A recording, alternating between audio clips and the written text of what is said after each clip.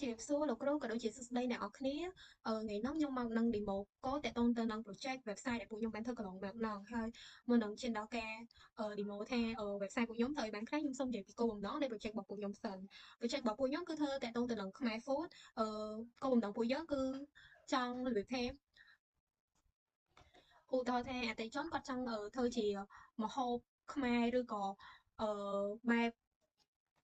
បែបស្លអីចឹងទៅអញ្ចឹងពួកគាត់អត់មានពេលដែលសារនិងដែលសារទិញពីកន្លែងទៅមកកន្លែងទេអញ្ចឹងពួកយើងផ្ដល់តម្រូវការឲ្យពួកគាត់គឺពួកយើងមានដូចជាបន្លែសាច់និងសេតបន្លែគឺយើងលក់តែបន្លែគឺគិតជាគីឡូសម្រាប់សាច់វិញគឺយើងគិតជាគីឡូដូចគ្នាប៉ុន្តែនៅពេលដែលឧទាហរណ៍ថាគាត់ចង់ធ្វើជាស្លកកូរអញ្ចឹងប៉ុន្តែគាត់អត់មានពេលក្នុងការដែលផ្សារទៅទិញគ្រឿងទេសពីកន្លែងមួយទៅកន្លែងមួយទេអញ្ចឹង website ដែលយើងផ្ដល់ឲ្យគាត់ហ្នឹងតម្រូវការដែលគាត់ចង់បានហ្នឹងគឺឧទាហរណ៍ថាគាត់ចង់ធ្វើជាស្លកកូរអញ្ចឹងយើងរៀប set ស្រេចជាគ្រឿងទេសស្លកកូរអញ្ចឹងដូចជាមានបន្លែមានត្រីមានសាច់អញ្ចឹងទៅអញ្ចឹងគាត់គ្រាន់តែចុច set ហ្នឹងគាត់ថាគាត់ចង់ទិញមិន set អញ្ចឹងគាត់គ្រាន់តែចុចវិជាទិញទៅហើយគាត់អាចយកគ្រឿងទេសហ្នឹងទៅធ្វើ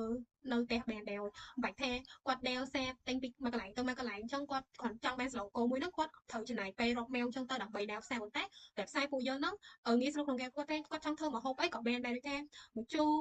ស៊ុបអីចឹងទៅអញ្ចឹងពួកយើងនឹងផ្ដល់តាមតម្រូវការដែលគាត់ចង់បានដូចថាគាត់ចង់ធ្វើជាឆាខ្ញីអីចឹងទៅអញ្ចឹងយើងនឹងមាន set ingredient ឲ្យគាត់យកទៅធ្វើនៅផ្ទះបានអញ្ចឹងបញ្ជាក់ថា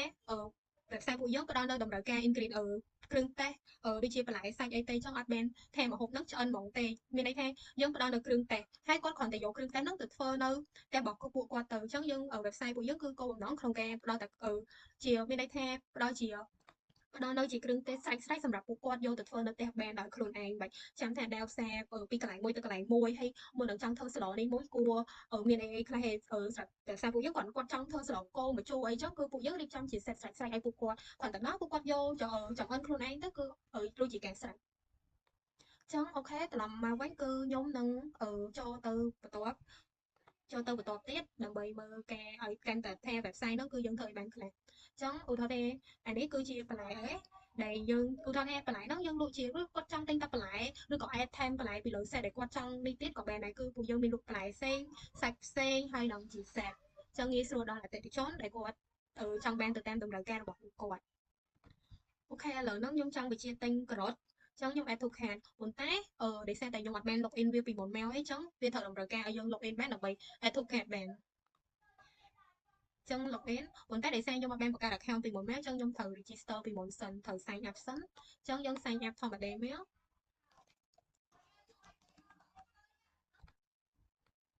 ចឹងឥឡូវយើងវាយ password វាយ email email ចឹងយើងវាយ email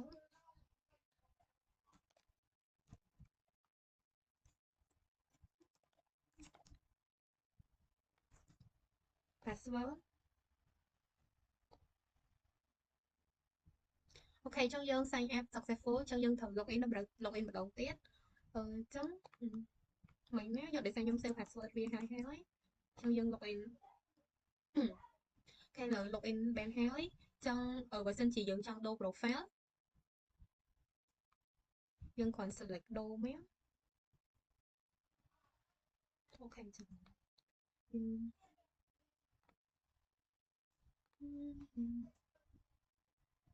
អូខេយើងចង់ដូរ profile គឺ select photo ហើយគឺយើងចុច save អូខេ successful គឺ profile យើងគឺយើងមាន profile ហើយសូមតើអ្នកគ្រីណាយើងអូខេឥឡូវយើងបានជា profile ហើយនេះគឺជាឈ្មោះយើងហើយលេខទូរស័ព្ទហើយនេះយើងចង់ដូរ password change password អីគឺតាមហ្នឹងបន្ទាប់មកយើងចុចទៅ home page អានេះគឺជាការ design នៅក្នុង home page របស់យើងហើយនេះគឺជា popular product ដែលselect ចេញពី admin មកចង់និយាយថា popular product ហ្នឹងនៅពេលដែលអតិថិជនគាត់ទិញproduct ណាច្រើនជាងវានឹង load auto នៅក្នុងនេះជារៀងរាល់អាទិត្យអញ្ចឹងវានឹង update ជារៀងរាល់អាទិត្យថា product ណាcustomer គាត់ទិញច្រើនហើយ product ណាដែលលក់អត់ដាច់គឺវាអត់អាចចូលនៅក្នុង popular របស់ product នឹងបានទេហើយនេះគឺជា our product យើងមានខ្មែរ set food vegetable meat ហើយនេះគឺជា promotion ហើយនេះគឺគ្រាន់តែជាការ design ខាងមុខឲ្យមើលទៅ website យើង clean ស្អាតតែប៉ុណ្្នឹងrelate ទៅwebsite ដែលពួកយើងលក់ជាខ្មែរ organic food ចឹងអញ្ចឹងយើងចង់ទិញជាខ្មែរយើងអាចជាបន្លែនេះជាបន្លែដែលយើងចង់ទិញ add យើងចង់ទិញអីខ្លះយើង add to cart ទៅនឹងវានឹងចូលទៅ add to cart ហើយនេះខ្ញុំចង់អូខេ add ជា favorite nhưng trong add favorite ở check here ở chỉ ở sạch món nhưng add favorite trong bên đằng kheo này website nó bên đằng kheo theo dương add favorite miên man dương advocate ban theo hãy cứ cất chia cái lỗ dương trong tên tâm cái lỗ ấy trong khi dương tên tâm cái lỗ trong dương áp nhưng chỉ trong tên ở set một tiết cứ dùng add thành tiết tới rồi dương check out dương select bởi sân chỉ add select cứ ở product nó add auto ở tên ở add check out từ pay auto bên tay trong dương thử select mail check out tờ mail nhưng mà tao mình address thì trong dương thử provide address tới sân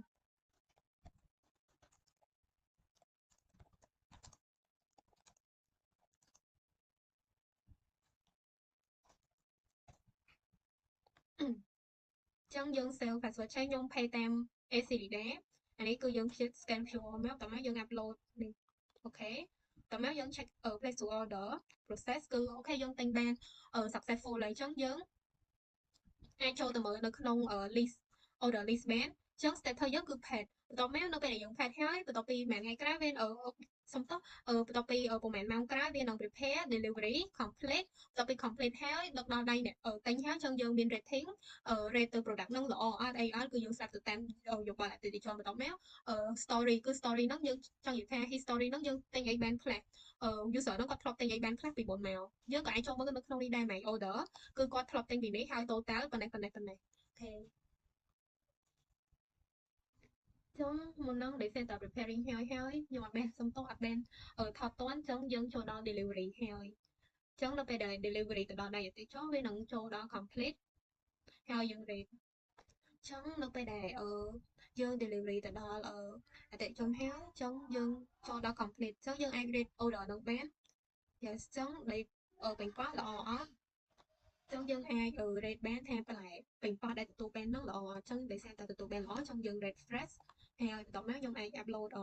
ở feedback ở bán theo ở bình po nông bởi dù mà đó cho dân red trong tới bởi dân ở ở add photo còn đây đã dân còn ta red cài tới của đây trong tới dân ai red thêm feedback bên tụi nó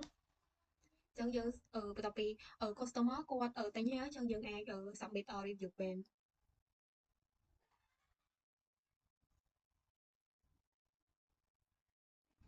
trong copy review hai viên nâng ở submit successful hay yes trong complete viên nâng bạn hai video từ đó để thì hay history nó tên đại tây trong sẽ thời gian nó ta complete đại tây trong đấy này ở product nó cứ dân từ tụ bàn hào hai sẵn này cả trí dân trai chạy chỉ với vạch xe bộ mệt sẽ hai đi chip block block nó cứ chỉ ở bên đây thay lại ở dân đát đầm bay ở eo user của quạt em thay ở một head ở đây đi chấm kết phơi là việc mấy chân còn ai cho từ em bán thay vì là việc phơi bỏ phụ quạt nó nâng ngày trong còn ai cho từ em bán em một phơi là việc mấy ad lương tay quậy khác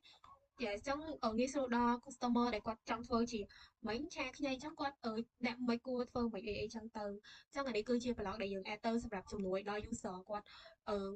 ចង់និយាយថាគាត់ចង់ធ្វើម្ហូបអីមួយប៉ុន្តែគាត់អត់ដឹងថាធ្វើមិនចង់website យើងក៏ unique កន្លែងហ្នឹងដែរមាន blog មានអីគាត់មើលទៅថាគួរធ្វើមិនអីចឹងនេះឆាលោកអ្នកចង់ធ្វើមិនសុបចង់ធ្វើមិនហើយនេះគឺជា contact page របស់website របស់ពួកយើងអាចនៅលើទូកូ call តាមនេះឬក៏ email Facebook ខ្មែរ food ហើយជានេះគឺជា location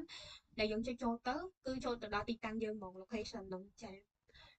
ហើយអានេះប៉ុណ្្នឹងឯងអានេះគឺជា about us គឺជា describe របស់ website របស់ពួកយើងថាពួកយើងធ្វើអី mission ពួកយើងធ្វើអី purpose នៃការបង្កើត website ហ្នឹងឡើងដើម្បីអីហើយ product យើងមកអីគេអានេះគឺជា everything about ពី website របស់ពួកយើងហើយនេះគឺជា portal ដែលមាន phone location ហើយ email របស់website របស់ពួកយើងហើយ home ចាអានេះគឺមានតែប៉ុណ្្នឹងតែ website របស់ពួកខ្ញុំសូមអរគុណលោកគ្រូហើយទៅទៀតយើងនឹងទៅមើលការ demo របស់ admin សូមចូលទៅដល់ការ login របស់ជា admin ម្ដងចឹង admin យើងត្រូវបង្កើត account ឲ្យគាត់ចឹងខ្ញុំមាន account admin ហើយគឺខ្ញុំគ្រាន់តែ login ចូលទៅទេ yes គឺដល់យើងបានចូលមកដល់ account admin ដែលគាត់មានជា sale product order user chat block contact profile ចឹងនេះគឺជា profile របស់ admin យើងអាច edit បានអាច upload រូបរបស់គាត់ក៏បានដែរប៉ុន្តែដើម្បីកុំឲ្យខាត់ពេលយូរខ្ញុំនឹងទៅមើលបណ្ដោយនឹងយើងនឹងទៅមើលទាំងអស់គ្នាដែរថាadmin dashboard គាត់មានអីគេខ្លះចង់ចូលដំបូង admin dashboard គឺគាត់មានជា sale នេះគឺជា total order ហើយ average order customer មានប្រមាណអ្នកនៅក្នុង week នេះហើយ total sale គាត់បានប្រមាណអានេះគឺជា Grab ចំនួនដែលគាត់លក់បានក្នុងខែហ្នឹងអានេះដោយសារយើងគិតជាអាទិត្យហ្នឹងចឹងអាទិត្យហ្នឹងគាត់លក់ឡើងកើនឬក៏ចុះហើយនេះគឺជា Grab total order average ហើយ customer នេះគឺជាអឺ Grab ដែរថាមួយណាលក់ដាច់ជាង vegetable ឬក៏ meat ឬក៏ set ហើយឬក៏និយាយទៅនេះគឺជា Grab ឈរ Grab មូលថា product ណាលក់ដាច់ជាងគេចឹងដោយសារតែខ្ញុំចង់មើលថាខែហ្នឹងយើងលក់បានប៉ុន្មានចឹងខែហ្នឹងយើងលក់បានចំនួនប៉ុណ្ណេះ order យើងបានប៉ុណ្ណេះហើយ average យើងប៉ុណ្ណេះហើយបន្ទាប់មក customer គឺដែល log in ចូលជា register log in customer ហ្នឹងគឺគាត់បានជា10នាក់ហើយអានេះគឺជាថ្ងៃយើងលក់បានប៉ុណ្ណាប៉ុណ្ណាប៉ុណ្ណាចឹងទៅហ្នឹងគឺជា Grab របស់ admin dashboard sale យើងថ្ងៃណាកើនថ្ងៃណាចុះលក់បានប្រហែលហើយនេះគឺជាដូចនេះគឺពណ៌ដូចដែលខ្ញុំនិយាយមុនហ្នឹងអញ្ចឹងហើយប៉ុនគឺជា Grab អញ្ចឹងក្នុងខែហ្នឹង basic mid លក់ដាច់ជាងគេគឺបានចំនួនប៉ុណ្ណេះហើយ set ប៉ុណ្ណេះអានេះគឺចំនួនគិតជាលុយគិតជាទឹកប្រាក់ហើយនេះ set គិតជាទឹកប្រាក់ចា៎អានេះគឺតកតងទៅនឹងអានេះដូចទៅ4ទាំងលើទេគ្រាន់តែនេះវាគិតជាក្រែអស់គិតជាក្រាបមូលវិញហើយនេះកាត់ត្រីយើងមានប៉ុណ្ណេះអញ្ចឹងក្នុងខែហ្នឹង vegetable លក់បានប៉ុណ្ណេះ meat លក់បានប៉ុណ្ណេះ set លក់បានប៉ុណ្ណេះគិតជាទឹកប្រាក់ជាដុល្លារហើយ top product យើងមានអីគេមានកូកូ top 3យើងមានកូកូមានការ៉ុតមានអាមកអីចឹងទៅចំនួនប៉ុណ្ណេះហើយគិតជាទឹកប្រាក់ប៉ុណ្ណេះចា៎ចឹងគឺ top product គឺក្នុង sale គឺសរុបឡើងមកវិញក្នុង sale គឺមានយើងអាចគិតជាថ្ងៃឬក៏យើងគិតជាពេលណាពេលណាចឹងយើងអាចកំណត់បានចឹងណាចឹងយើងនេះដូចថាខ្ញុំគិតជាខែហ្នឹងខ្ញុំលក់បានប្រហែលចឹងនេះគឺងាយwebsite យើងគឺងាយស្រួលចឹងadmin គាត់អាចមើលទៅថាខែនេះអតិជនប្រហែលវិជាទិញហើយ product ណាលក់បានច្រើនជាងអញ្ចឹងបកមកវិញគឺ product ដែលលក់បានច្រើនជាង top 4គឺវានឹង load auto ទៅ admin ដែលទៅជា home page ឲ្យ user ថា product ណា top ជូលើជាងគេលក់ដាច់ជាងគេហើយឥឡូវយើងចូលដល់ការ add product នេះគឺជាការ add product ដោយសារតែ product យើងបាន add ពីមុនមកហើយអញ្ចឹងខ្ញុំចឹងដោយសារតែ product ពួកខ្ញុំ add ពីមុនមកហើយគឺបានវា load បែបនេះអញ្ចឹងខ្ញុំអាច add មួយទៀតទៅដើម្បីឲ្យលោកគ្រូមើលប្រហែលខ្ញុំគិតទៅdiscount 20%ហើយក្នុងជា set category vegetable stock ខ្ញុំគឺមាន20ហើយខ្ញុំអាច upload រូបទៅ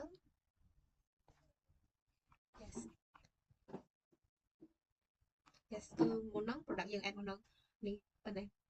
discount 20%អញ្ចឹងខ្ញុំអាច edit stock បាន stock ខ្ញុំឥឡូវមាន50វិញអញ្ចឹងខ្ញុំអាច edit បានឬក៏ខ្ញុំ delete ក៏បានដែរអស់ពីសឹងទៅហើយតបមកនេះ all product គឺជា all product ហើយនេះគឺ low stock មួយណាគឺ low stock ហើយ out of stock គឺជាមួយគ្នាហើយកាត់តែយើងចេញជា vegetable meat ចឹងទៅហើយadmin គាត់ងាយស្រួលមើល check មើល stock បានថា stock ណានៅសល់ហើយត្រូវ update stock ទៀតហើយadmin ក៏អាច add item បានដែរតោះមកចូលដល់ order ហ្នឹងគឺជា admin dashboard order ដែលយើង store data របស់ customer ដែលគាត់ទិញអីបានខ្លះថ្ងៃហ្នឹងហើយចង់និយាយថាចំនួនគាត់ទិញបានប៉ុន្មាន item ហើយ total លុយសរុបដែលពួកគាត់ចំណាយលើ website របស់ពួកយើងហ្នឹងគឺប្រហែលហើយយើងមានជា top customer មួយណាគេដែលហ៊ានចំណាយលុយច្រើនជាងគេទិញitem នៅក្នុង website របស់ពួកយើងឧទាហរណ៍ថានេះ website ពួកយើងគឺបានប្រាប់ថាចំនួន total customer ប៉ុណ្ណេះ10នាក់ហើយ total order គាត់គឺប៉ុណ្ណេះហើយខែនេះឥឡូវយើងគិតជាខែនេះកុំឲ្យយល់ច្រឡំអញ្ចឹង total customer យើង10នាក់ហើយនៅក្នុងខែនេះយើងទទួលបាន195 order ហើយបន្ទាប់មកនេះគឺជា total លុយរបស់ពួកយើងហើយ top customer ដែលទិញអីវ៉ាន់ច្រើនជាងគេនៅក្នុងដោយសាររបស់ពួកយើងគឺជា scale up ឬក៏យើងគិតជាទឹកហ្នឹងទៅយើងមាន6 order ហើយមាន year ចាហើយនេះគឺជាការដែល customer ណាគាត់ order ច្រើនជាងគេហើយគាត់spend លុយច្រើនជាងគេហើយគាត់ទិញ item ណាច្រើនជាងគេអញ្ចឹងនេះគឺជាសិទ្ធិឈ្មោះរបស់ customer ដែលគាត់ទិញច្រើនជាងគេហើយនេះគឺជា history របស់ customer គាត់ទិញមួយអញ្ចឹងយើងអាចចូលមើលបានខ្ញុំចង់ដឹងថាជា scale up គាត់ទិញអីខ្លះពីមុនមកអញ្ចឹងយើងអាចចូល review បានគឺ total គាត់ចំនួនគាត់គឺ35 order ហើយចំនួនទឹកលុយគាត់ប៉ុណ្ណេះអញ្ចឹងគាត់ទិញសាច់ប៉ុណ្ណេះសាច់ជ្រូកប៉ុណ្ណេះចានេះគឺជា history ដែលពួកគាត់ធ្លាប់ទិញពីមុនមកចាហើយយើងអាច export បានទៅ file CSV បានហើយនេះអានេះ export តែមួយទេតែនេះគឺជា export customer សរុប ដែលគាត់ទិញអីបានខ្លះចំនួនទឹកលុយគាត់អញ្ចឹងយើងអាចចូល review បានថាគាត់ទិញអីបានខ្លះ customer ហ្នឹងហើយនេះគាត់ទិញអីបានខ្លះចាគឺនៅក្នុងហ្នឹងទាំងអស់ចឹងអាហ្នឹងងាយស្រួលដល់ admin ដែលគាត់មើលថា customer ហ្នឹងទិញអីបានខ្លះថ្ងៃហ្នឹងហើយ total គឺជា user management នៅក្នុងadmin dashboard នៅក្នុង admin dashboard ចឹង user management admin គាត់អាច manage user បានថា user ដែលបាន register login ហ្នឹងប្រហែលអ្នកចឹង total user ប៉ុណ្ណេះហើយ admin ប៉ុណ្ណេះ customer ប៉ុណ្ណេះហើយបន្ទាប់មកគាត់អាច view បានថា customer ហ្នឹង active អត់ហើយ create account នៅថ្ងៃណាហើយគាត់ក៏អាច edit ព័ត៌មាននៅ user បានដែរចឹងខ្ញុំ edit មកគាត់ edit ជា cherry វិញ yes ចឹង successful ចឹងគាត់ update ព័ត៌មានគាត់successful ហើយយើងក៏អាច add ជា user គាត់បានដែរលើខ្ញុំ add មក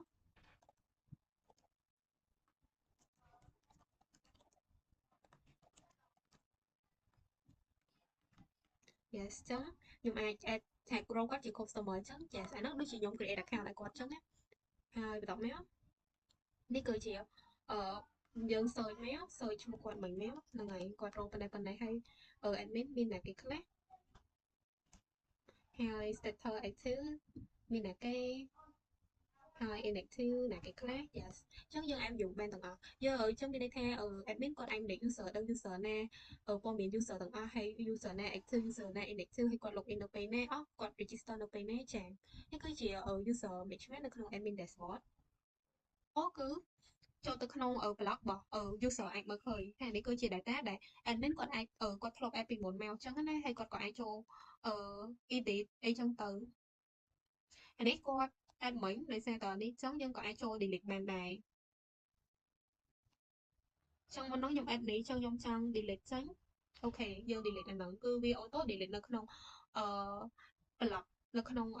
ដែល user អាចមើលដែល customer អាចមើលឃើញហើយនេះគឺជា contact យើង edit មកយើង edit ថានៅក្នុង contact ហ្នឹងមានន័យថាកន្លែងដែលនេះគាត់មើលចឹងនេះយើង edit ទៅចឹងមុនហ្នឹងនៅក្នុងទូកោចឹងយើង edit មកដែលគាត់BKK អីចឹង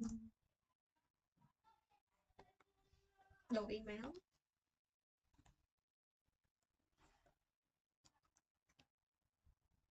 យើង save change ទៅ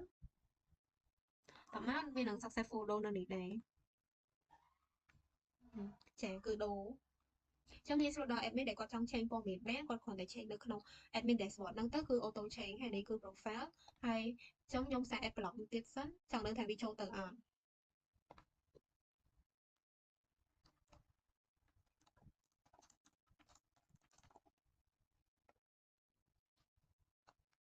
ចឹងយើងអាចទៅ check មើលបានថា block ចូលអត់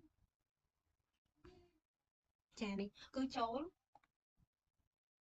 ចឹងអាហ្នឹងគឺជា advantage របស់admin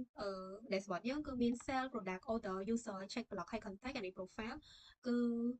វាងាយស្រួលដល់ user ដែលគាត់ប្រើប្រាស់ web ដែលគាត់កាន់ website យើងគឺគាត់អាច edit អាច change អីទៅតាមដែលគាត់ចង់ change គឺ upload អីនៅក្នុង website របស់យើងបានអរគុណចឹងជាចុងក្រោយសូមអរគុណដល់លោកគ្រូដែលបានមើលការ demo របស់ខ្ញុំពីដើមដល់ចប់